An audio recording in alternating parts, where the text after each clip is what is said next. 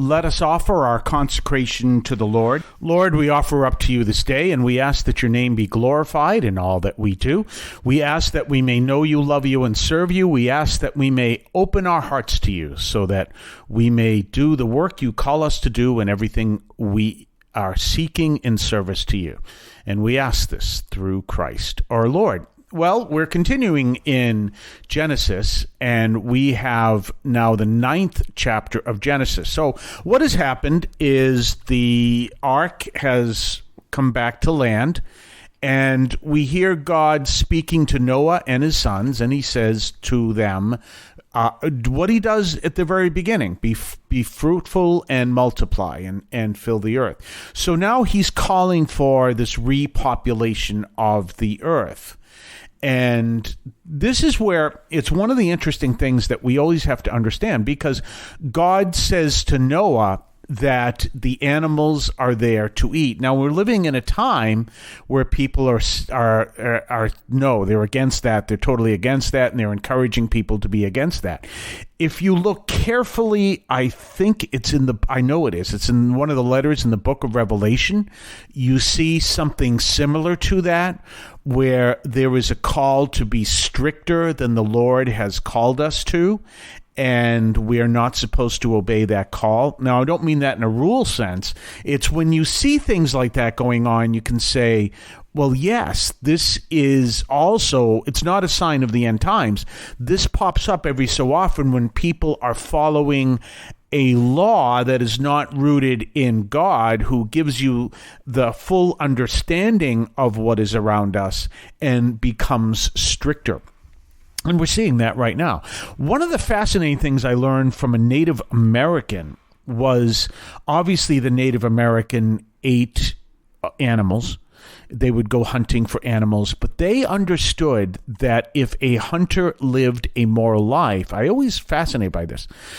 What they explained to me, if a hunter was a good person and he lived a moral life, the animal he would hunt would actually give itself over to the hunter in service to the hunter and the tribe, basically sacrifice himself to the hunter. That's one of the things that this Native American taught. So it's an interesting thing to look at, that this is all part of the order of the earth. Now, we do understand that there are people that are against that completely.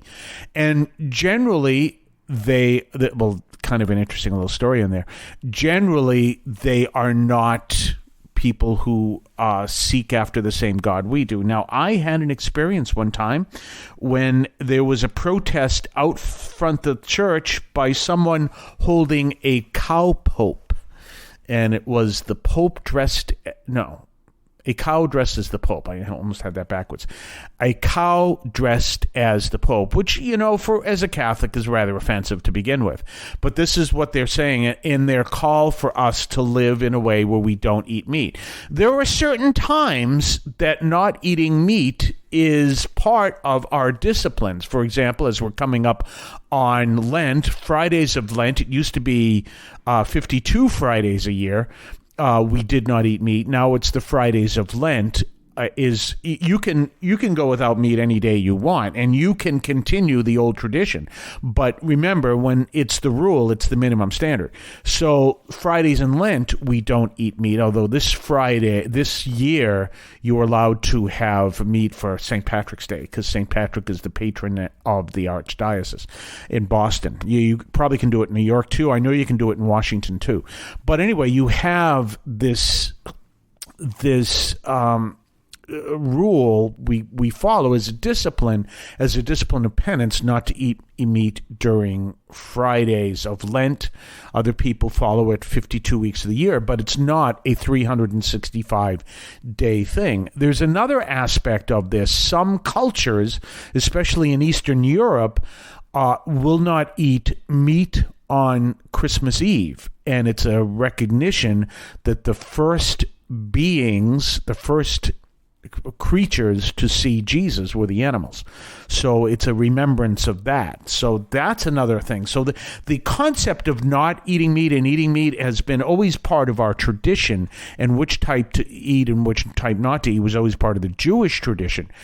But the concept of we shouldn't eat meat is really more a Buddhist tradition, and I'm not sure of how strict that is in the Buddhist tradition, than it is actually a Christian tradition.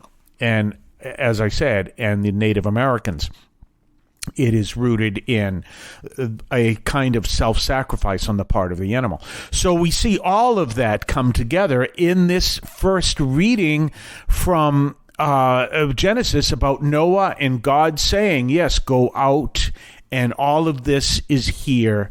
And there's an interesting line about this.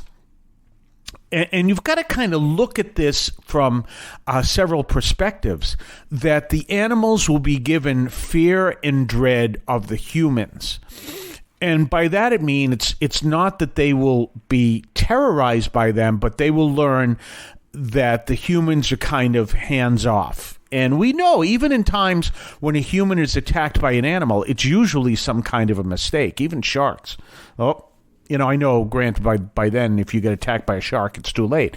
But usually it's a case of the shark goes, not what I was looking for, sorry, and moves on, or the damage has been done. But you see what I'm saying?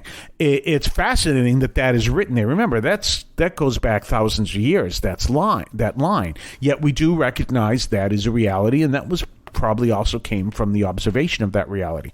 We're going to talk more on the other side of the break. You're listening to St. Anthony Overnight from St. Anthony Parish in Allston, Massachusetts. You can now leave a message for us, which we can air and discuss on this program. Just call 617-297-7452. That's 617-297-7452. 617-297-7452. Feel free to call, leave a comment, a question, or even feedback, and we may play it on the air. I can discuss your comment or question as well, so give that a try. 617-297-7452, 617-297-7452.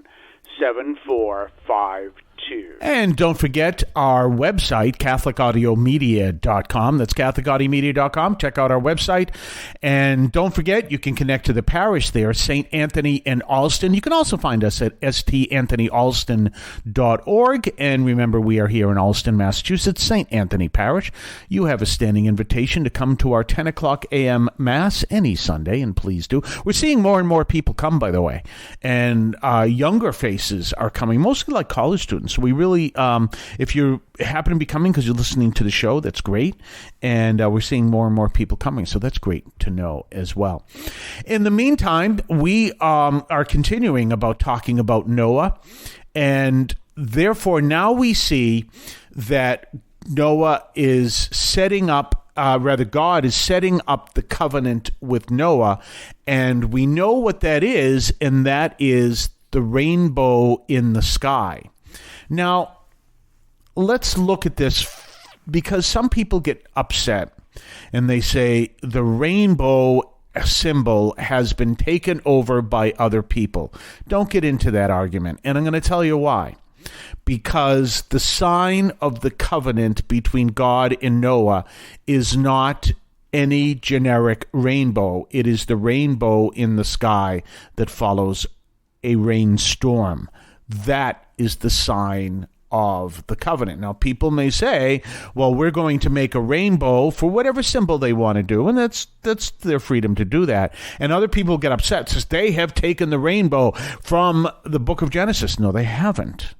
The symbol of the covenant between God and his people, starting with Noah, is the actual rainbow in the sky. It is not a drawing of the rainbow. And of all things, we understand that within the nature of God. Because, especially us Catholics, we understand, a lot of people don't understand how we see the images of saints in a church. And people think that is violating the graven image commandment in the Bible. It isn't. The graven image commandment is against building symbols of other gods. That's what that is. And saints are not gods. We don't worship saints. We look at saints as the average person would look at the pictures of their family in a wallet. That's literally the way we look at it. So we don't worship saints. But understand that the drawing of the rainbow, for the same reason, is not the same as the rainbow. The rainbow in the sky is the sign of the covenant between God and Noah. That's the sign, not any other form of rainbow. And so if you see another form of they are taking that, don't worry about that. Don't even get upset about that. Let it go, because that's not the sign.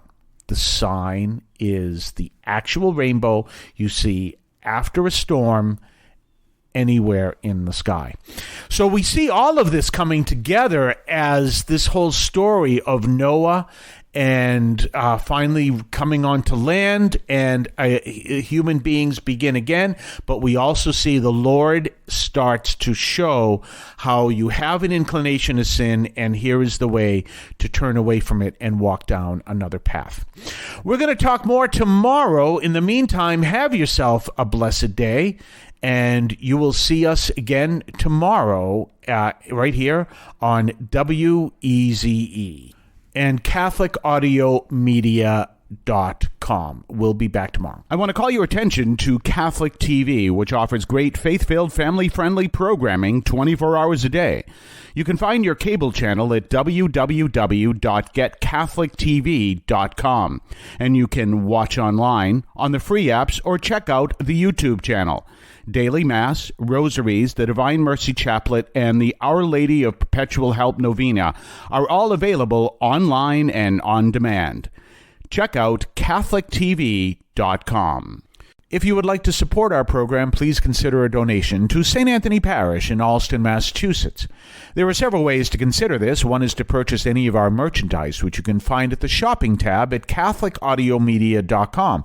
That's CatholicAudioMedia.com. There are coffee mugs there. There's also my latest book, Encounter Christ in Your Humanity, all of which you can find at the shopping tab at CatholicAudioMedia.com. You can also donate to the show directly through either the Donate tab, also at CatholicAudioMedia.com, or by sending a donation to the U.S. Postal Service with your questions and comments at 43 Holton Street, Allston, Massachusetts, 02134. That's St. Anthony Parish, 43 Holton Street, Allston, Massachusetts, 02134. Finally, the best way you can support our parish is to attend Mass on Sundays at 10 o'clock and be a part of our parish. We thank you for any support you would like to give to St. Anthony Parish in Allston, Massachusetts, the sponsoring parish for this media outreach to Catholics and other Christians in the WROL, WEZE, and podcast listening audience. In Cristo vivimos.